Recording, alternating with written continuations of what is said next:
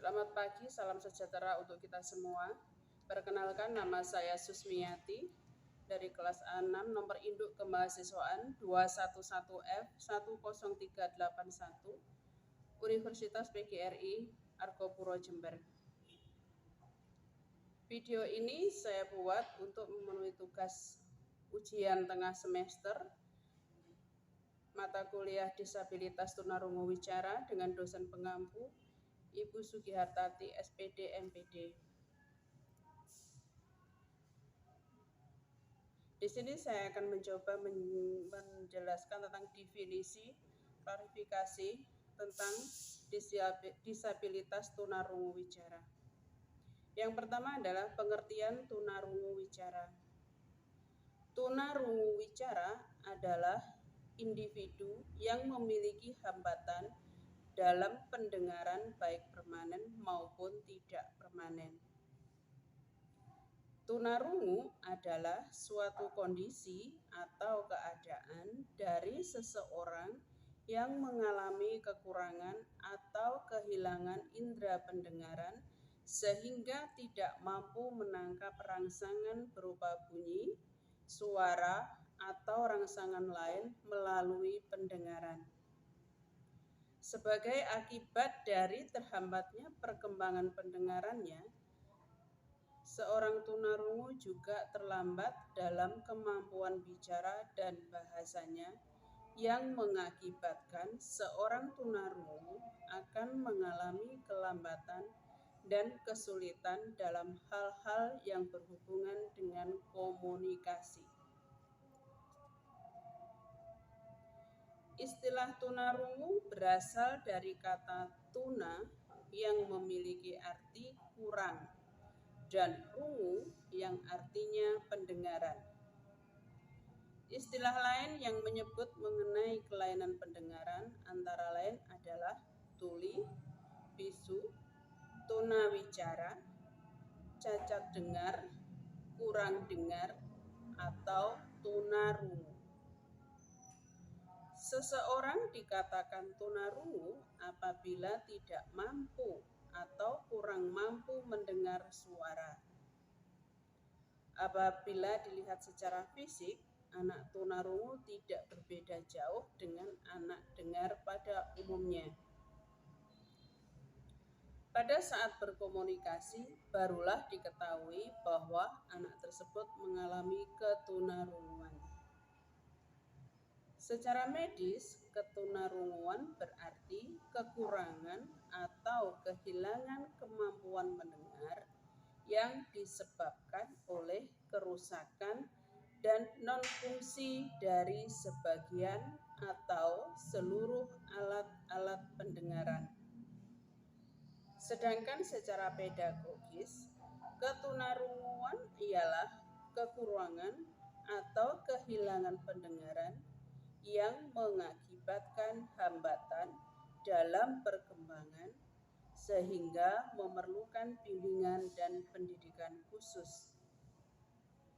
Hal yang perlu diperhatikan akibat dari ketunarunguan ialah hambatan dalam berkomunikasi, sedangkan komunikasi merupakan hal yang sangat penting dalam kehidupan sehari-hari.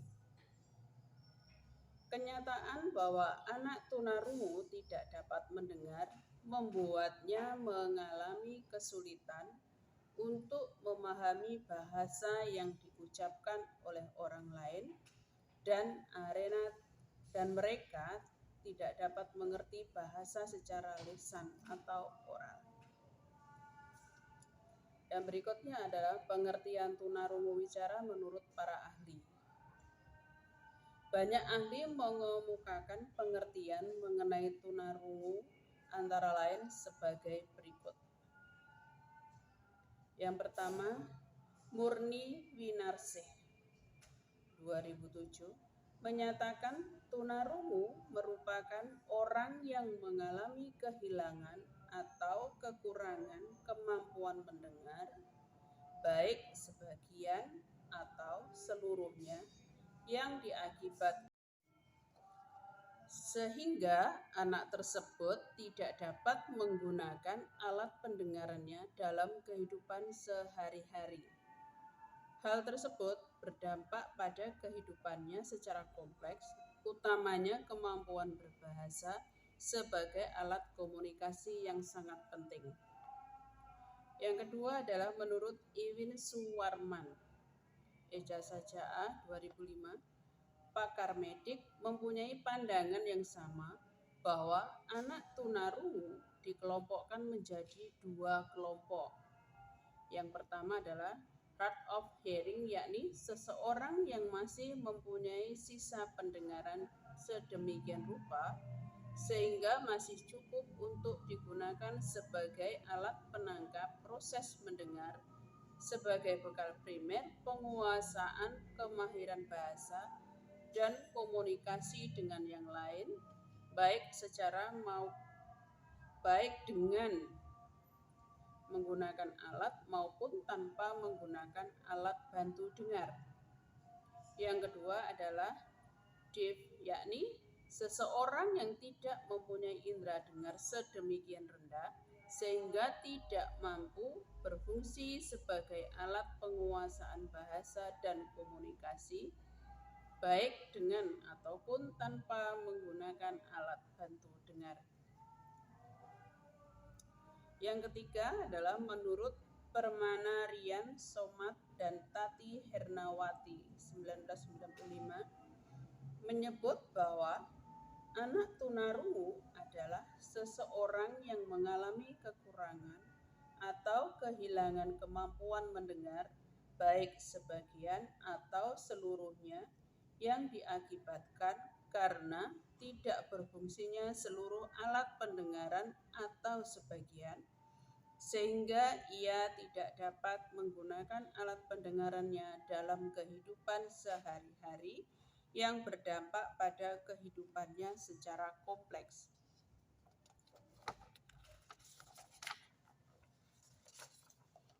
Yang keempat adalah menurut Muhammad Effendi. Anak berkelainan pendengar atau tunarungu merupakan anak yang mengalami kerusakan atau gangguan pada satu atau lebih organ telinga bagian luar, organ telinga bagian tengah, dan organ telinga bagian dalam yang disebabkan kecelakaan, penyakit, atau sebab lainnya yang tidak diketahui sehingga organ tersebut tidak dapat menjalankan fungsinya sebagaimana mestinya. Yang berikutnya adalah yang kelima, menurut Murni Winarsih tahun 2007 mengungkapkan bahwa tunarungu yakni seseorang yang mengalami kekurangan atau kemampuan mendengar baik sebagian atau seluruhnya yang diakibatkan oleh tidak berfungsinya sebagian atau seluruh alat pendengaran sehingga tidak dapat menggunakan alat pendengarannya dalam kehidupan sehari-hari yang berdampak pada kemampuan berbahasa sebagai alat komunikasi yang sangat penting. Yang keenam adalah menurut Tin Suharmini tahun 2009 mengemukakan bahwa tunarungu adalah keadaan di mana seorang individu yang mengalami kerusakan pada indera pendengaran sehingga berdampak tidak bisa menangkap berbagai rangsangan suara atau rangsangan lain melalui indera pendengar. Yang ketujuh adalah menurut Andreas Dwiyo Sumarto dalam Suci Hati Sumantri 1996 berpendapat seseorang yang tidak atau kurang mampu mendengar suara dikatakan tunarungu. Ketunarunguan dibedakan menjadi dua kategori, antara lain tuli atau deaf dan kurang mendengar atau hard of hearing. Tuli adalah seseorang yang indera pendengarannya mengalami kerusakan dalam taraf berat sehingga pendengarannya tidak berfungsi lagi. Sedangkan kurang mendengar, indera pendengarannya mengalami kerusakan, tapi masih dapat berfungsi untuk mendengar baik dengan maupun tanpa alat bantu dengar atau hearing aid. Yang berikutnya adalah definisi disabilitas tunarungu wicara. Berikut definisi dan pengertian tunarungu dari beberapa sumber buku. Yang pertama, menurut Winarsih 2007, tunarungu adalah suatu istilah umum yang menunjukkan kesulitan mendengar dari yang ringan sampai yang berat, digolongkan ke dalam tuli dan kurang dengar. Menurut Suharmini tahun 2009, tunarungu adalah keadaan dari seorang individu yang mengalami kerusakan pada indera pendengaran sehingga menyebabkan tidak bisa menangkap berbagai rangsang suara atau rangsang lain melalui pendengaran. Yang berikutnya menurut Sucihati tahun 2006, tunarungu adalah suatu keadaan kehilangan pendengaran yang mengakibatkan seseorang tidak dapat menangkap berbagai rangsangan, terutama melalui indera pendengaran. Yang berikutnya adalah menurut Somat dan Hernawati 1995, tunarungu adalah seseorang yang mengalami kekurangan atau kehilangan kemampuan mendengar, baik sebagian atau seluruhnya, yang diakibatkan karena tidak berfungsinya sebagian atau seluruh alat pendengaran, sehingga ia dapat menggunakan alat pendengarannya dalam kehidupan sehari-hari yang membawa dampak terhadap kehidupannya secara kompleks. Yang berikutnya adalah klasifikasi tunarungu wicara. Menurut Melinda, terdapat 3 batasan dalam mengelompokkan tunarungu berdasarkan seberapa jauh seseorang dapat memanfaatkan sisa pendengaran dengan atau tanpa bantuan alat bantu mendengar, yaitu sebagai berikut. Yang pertama adalah kurang dengar, namun masih bisa menggunakannya sebagai sarana atau modalitas utama untuk menyimak suara cakapan seseorang dan mengembangkan kemampuan bicara. Yang kedua, tuli atau deaf, yaitu mereka yang pendengarannya sudah tidak dapat digunakan sebagai sarana utama guna mengembangkan kemampuan bicara, namun masih dapat difungsikan sebagai suplemen pada penglihatan dan perabaan. Yang ketiga adalah tuli total, yaitu mereka yang sudah sama sekali tidak memiliki pendengaran sehingga tidak dapat digunakan untuk menyimak atau mempersepsi dan mengembangkan bicara. Sedangkan menurut Winarsih 2007, berdasarkan tingkat kemampuan pendengaran yang dinyatakan dalam intensitas suara yang didengarkan dengan satuan dB atau desibel, tunarungu dikelompokkan dalam beberapa kategori, yaitu kelompok 1, kehilangan 15 sampai 30 desibel, mild hearing losses atau ketunarunguan ringan, daya tangkap terhadap suara cakapan manusia normal. Yang kedua adalah kelompok 2, kehilangan 31 sampai 60, moderate hearing losses atau ketunarunguan sedang, daya tangkap terhadap suara cakapan manusia hanya sebagian. Yang kelompok 3 adalah kehilangan 61 sampai 90 desibel, severe hearing losses atau ketunarunguan berat, daya tangkap terhadap suara cakapan manusia tidak ada. Kelompok 4, kehilangan 91 sampai 120 desibel, profound hearing losses atau ketunarunguan sangat berat, daya tangkap terhadap suara cakapan manusia tidak ada sama sekali. Dan kelompok 5 adalah kehilangan lebih dari 120 desibel, total hearing losses atau ketunarunguan total, Daya tangkap terhadap suara cakapan manusia tidak ada sama sekali. Yang berikutnya adalah kriteria tunarungu bicara.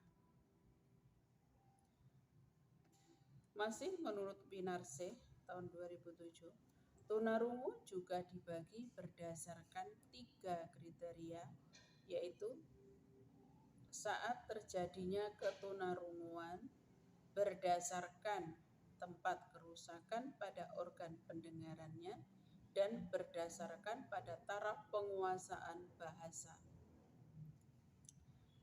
Yang pertama, berdasarkan sifat terjadinya.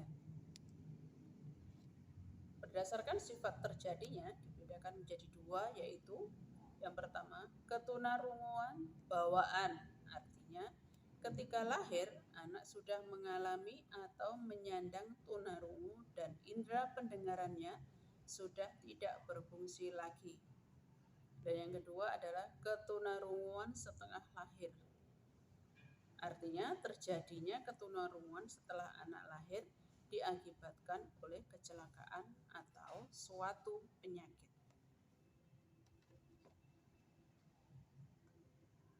Yang berikutnya adalah berdasarkan tempat kerusakan. Berdasarkan tempat kerusakannya ini dibedakan menjadi beberapa, yaitu yang pertama, kerusakan pada bagian telinga luar dan tengah, sehingga menghambat bunyi-bunyian yang akan masuk ke dalam telinga, disebut tuli kondusif. Yang kedua adalah kerusakan pada bagian telinga bagian dalam, sehingga tidak dapat mendengar bunyi atau suara, yang disebut dengan tuli sensoris. Yang berikutnya adalah yang berdasarkan taraf penguasaan bahasa. Berdasarkan taraf penguasaan bahasa dibedakan menjadi 2. Yang pertama yaitu tuli prabahasa atau sprelingually adalah mereka yang menjadi tuli sebelum dikuasainya suatu bahasa. Ini masuk usia 1,6 tahun. Artinya, anak menyamakan tanda atau signal tertentu seperti mengamati, menunjuk, meraih, dan sebagainya, namun belum membentuk sistem lambang. Yang kedua, tuli purna bahasa atau postlingually deaf adalah mereka yang menjadi tuli setelah menguasai bahasa, yaitu telah menerapkan dan memahami sistem bahasa lambang yang berlaku di lingkungan. Berikutnya adalah karakteristik tunarungu wicara. Karakteristik tunarungu wicara menurut Suci Hati tahun 2006, karakteristik anak yang mengalami tunarungu adalah sebagai berikut. Yang pertama, karakteristik fisik. Ini dapat dilihat dari cara berjalannya kaku dan sedikit bungkuk. Gerakan matanya cepat, agak beringas, gerakan tangan dan kakinya cepat atau lincah. Pernapasannya pendek dan agak terganggu. Yang kedua adalah karakteristik inteligensi. Secara potensial, anak tunarungu tidak berbeda dengan inteligensi anak normal pada umumnya. Namun demikian, secara fungsional, inteligensi anak tunarungu di bawah anak normal disebabkan oleh kesulitan anak tunarungu dalam memahami bahasa karena terbatasnya pendengaran. Anak-anak tunarungu sulit dapat menangkap pengertian yang abstrak. Sebab untuk dapat menangkap pengertian yang abstrak diperlukan pemahaman yang baik akan bahasa lisan maupun bahasa tulisan. Tidak semua aspek inteligensi anak tunarungu terhambat. Yang mengalami hambatan hanya bersifat verbal, misalnya dalam merumuskan pengertian, menarik kesimpulan, dan meramalkan kejadian. Yang berikutnya adalah karakteristik emosi. Emosi anak tunarungu selalu bergejolak di satu pihak karena kemiskinan bahasanya, dan di lain pihak karena pengaruh-pengaruh dari luar yang diterimanya. Keterbatasan yang terjadi dalam komunikasi pada anak tunarungu mengakibatkan perasaan terasing dari lingkungannya. Anak tunarungu mampu melihat sesuai kejadian, akan tetapi tidak mampu untuk memahami dan mengikutinya secara menyeluruh, sehingga menimbulkan emosi yang tidak stabil, mudah curiga, dan kurang percaya diri. Yang berikutnya adalah karakteristik sosial. Dalam pergaulan, anak tunarungu cenderung memisahkan diri, terutama dengan anak normal. Hal ini disebabkan oleh keterbatasan kemampuan untuk melakukan komunikasi secara lisan. Yang berikutnya adalah karakteristik bahasa.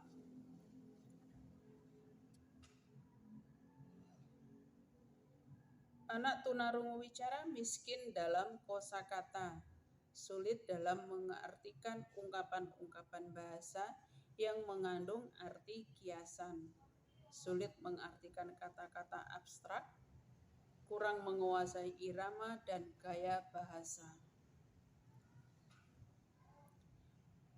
Hal ini disebabkan adanya hubungan yang erat antara bahasa dan bicara dengan ketajaman pendengaran, mengingat bahasa dan bicara merupakan hasil proses peniruan, sehingga para anak tunarungu sangat terbatas dalam segi bahasa.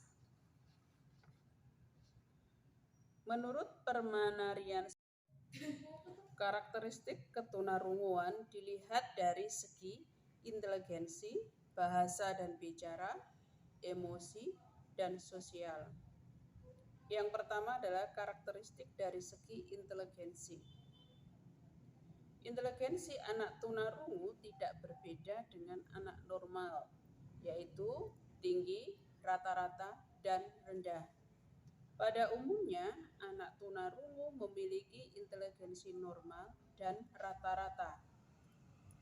Prestasi anak tunarungu seringkali lebih rendah daripada prestasi anak normal, karena dipengaruhi oleh kemampuan anak tunarungu dalam memahami pelajaran yang diverbalkan.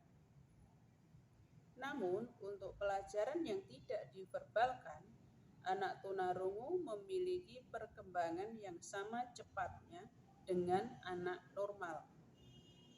Prestasi anak tunarungu yang rendah bukan disebabkan karena inteligensinya yang rendah, namun karena anak tunarungu tidak dapat memaksimalkan inteligensi yang dimiliki. Aspek inteligensi yang bersumber pada verbal seringkali rendah, namun aspek inteligensi yang bersumber pada penglihatan dan motorik akan berkembang dengan cepat. Yang berikutnya karakteristik dari segi bahasa dan bicara. Kemampuan anak tunarungu dalam berbahasa dan berbicara berbeda dengan anak normal pada umumnya. Hal ini karena kemampuan tersebut sangat erat kaitannya dengan kemampuan mendengar. Karena anak tunarungu tidak bisa mendengar bahasa, maka anak tunarungu mengalami hambatan dalam berkomunikasi. Bahasa merupakan alat dan sarana utama seseorang dalam berkomunikasi. Alat komunikasi terdiri dari membaca, menulis, dan berbicara, sehingga anak tunarungu akan tertinggal dalam 3 aspek penting ini. Anak tunarungu memerlukan penanganan khusus dan lingkungan berbahasa intensif yang dapat meningkatkan kemampuan berbahasanya. Yang berikutnya adalah karakteristik dari segi emosi dan sosial. Ketunarunguan dapat menyebabkan keterasingan dengan lingkungan. Keterasingan tersebut akan menimbulkan beberapa efek negatif seperti egosentrisme yang melebihi anak normal, mempunyai perasaan takut akan lingkungan yang lebih luas, ketergantungan terhadap orang lain, perhatian mereka lebih sukar dialihkan, umumnya memiliki sifat yang polos tanpa banyak masalah dan lebih mudah marah dan cepat tersinggung. Egosentrisme yang melebihi anak normal yang dimasukkan di sini, sifat ini disebabkan oleh anak tunarungu yang memiliki dunia yang lebih kecil akibat interaksi dengan lingkungan sekitar yang sempit. Karena mengalami gangguan dalam pendengaran, anak tunarungu hanya melihat dunia sekitar dengan penglihatan. Penglihatan hanya melihat apa yang di depannya saja, sedangkan pendengaran dapat mendengar sekeliling lingkungan. Karena anak tunarungu mempelajari sekitarnya dengan menggunakan penglihatannya, maka akan timbul sifat ingin tahu yang lebih besar, seolah-olah mereka haus untuk melihat, dan hal itu semakin membesarkan egosentrismenya. Yang berikut adalah mempunyai perasaan takut akan lingkungan yang lebih luas. Perasaan takut yang menghinggapi anak tunarungu seringkali disebabkan oleh kurangnya penguasaan terhadap lingkungan yang berhubungan dengan kemampuan berbahasanya yang rendah. Keadaan menjadi tidak jelas karena anak tunarungu tidak mampu menyatukan dan menguasai situasi yang baik. Yang berikutnya adalah ketergantungan terhadap orang lain. Sikap ketergantungan terhadap orang lain atau terhadap apa yang sudah dikenalnya dengan baik merupakan gambaran bahwa mereka sudah putus asa dan selalu mencari bantuan serta bersandar pada orang lain. Yang berikutnya adalah perhatian mereka lebih sukar dialihkan. Sempitnya kemampuan berbahasa pada anak tunarungu menyebabkan sempitnya alam pikirannya. Alam pikirannya selamanya terpaku pada hal-hal yang konkret. Jika sudah berkonsentrasi kepada suatu hal, maka anak tunarungu akan sulit dialihkan perhatiannya ke hal-hal lain yang belum dimengerti atau belum dialaminya. Anak tunarungu lebih miskin akan fantasi. Yang berikutnya, umumnya memiliki sifat yang polos, sederhana, dan tanpa banyak masalah. Anak tunarungu tidak bisa mengekspresikan perasaannya dengan baik. Anak tunarungu akan jujur dan apa adanya dalam mengungkapkan perasaannya. Perasaan anak tunarungu biasanya dalam keadaan ekstrim, tanpa banyak nuansa, dan cepat tersinggung, karena banyak merasakan kekecewaan akibat tidak bisa dengan mudah mengekspresikan perasaannya. Anak tunarungu akan mengungkapkannya dengan kemarahan. Semakin luas bahasa yang mereka miliki, semakin mudah mereka mengerti perkataan orang lain. Namun semakin sempit bahasa yang mereka miliki, akan semakin sulit untuk mengerti perkataan orang lain. Sehingga anak tunarungu mengungkapkannya dengan kejengkelan dan kemarahan. Yang berikutnya adalah penyebab tunarungu wicara. Ini berdasarkan dari segi medis. Menurut Somat dan Hernawati, penyebab ketunarunguan dapat terjadi sebelum lahir atau prenatal, ketika lahir atau natal, dan sesudah lahir atau postnatal. Terdapat beberapa hal yang dianggap sebagai penyebab ketunarunguan, yaitu sebagai berikut. Yang pertama adalah faktor internal.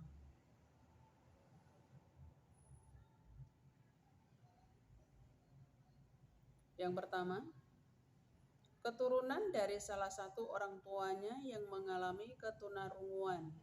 Banyak kondisi genetik yang berbeda sehingga dapat menyebabkan ketunarunguan. Transmisi yang disebabkan oleh gen yang dominan represif dan berhubungan dengan jenis kelamin.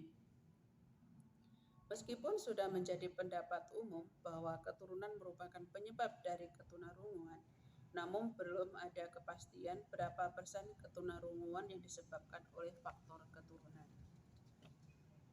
Yang kedua adalah ibu yang sedang mengandung menderita penyakit campak Jerman atau rubella. Penyakit rubella pada masa kandungan 3 bulan pertama akan berpengaruh buruk pada janin.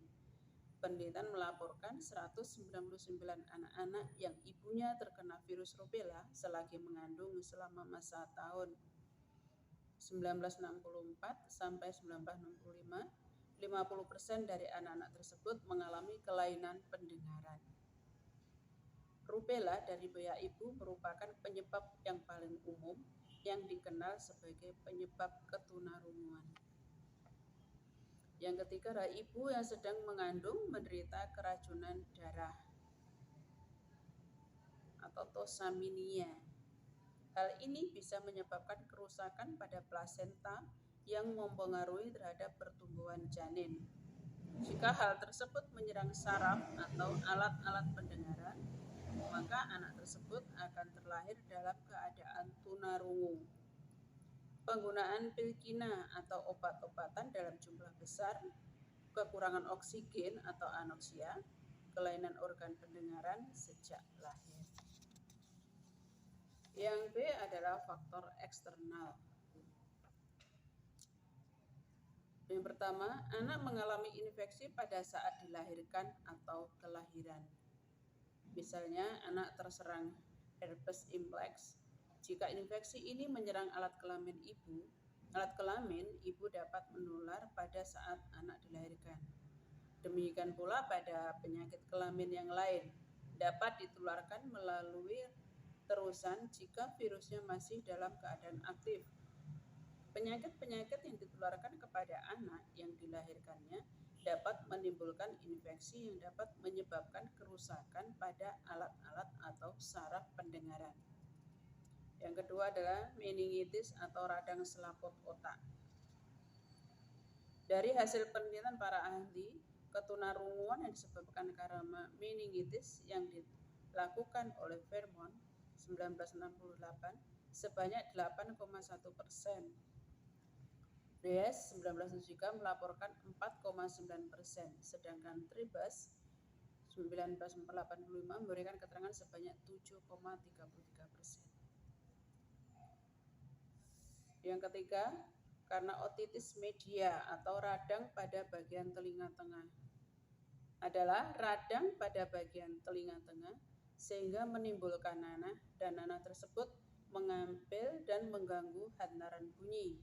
Jika kondisi ini kronis, tidak segera diobati, penyakit ini bisa menimbulkan kehilangan pendengaran yang tergolong ringan sampai sedang. Otitis media adalah salah satu penyakit yang sering terjadi pada kanak-kanak sebelum mencapai usia 6 tahun. Penyakit lain atau kecelakaan yang dapat mengakibatkan kerusakan alat-alat pendengaran bagian tengah dan dalam. Faktor yang menyebabkan tunarungu wicara menurut Depdikbud 1985 mengatakan bahwa yang pertama itu karena berdasarkan faktor prenatal atau sebelum anak dilahirkan. Yang pertama, faktor keturunan atau hereditas. Anak mengalami tunarungu sejak dilahirkan di antara keluarga dari genetik tunarungu sehingga siput tidak berkembang secara normal, dan ini kelainan korti atau selaput. Yang kedua, cacar air, campak atau rubella, germas, measles, bumil dengan menderita penyakit ini biasanya memiliki faktor risiko, salah satunya menderita tunarungu mastitis, tidak dapat bicara lisan. Yang ketiga adalah tosamela atau keracunan darah. Keracunan darah dapat merusak plasenta karena plasenta sebagai multifungsi janin dalam kandungan sehingga dapat mempengaruhi janin yang tumbuh di dalamnya. Ketika bayi lahir biasanya akan mengalami kehilangan pendengaran 70 sampai 90 desibel. Yang berikutnya, penggunaan obat dalam jumlah besar. Hal ini biasanya terjadi pada ibu-ibu yang ingin melakukan abortus janin karena janin yang terlalu kuat menempel pada endometrium sehingga janin tidak dapat luruh. Dengan meminum berbagai obat ini memiliki efek samping dengan bayi yang menderita tunarungu saat bayi dilahirkan dan biasanya disebut dengan cacat bawaan atau kerusakan koklea. Yang kelima, karena bayi prematur. Bayi lahir dengan prematur biasanya memiliki berat badan di bawah normal. Sistem imun serta fisik yang belum matang dapat menyebabkan bayi mudah terserang anoksia atau kerusakan koklea.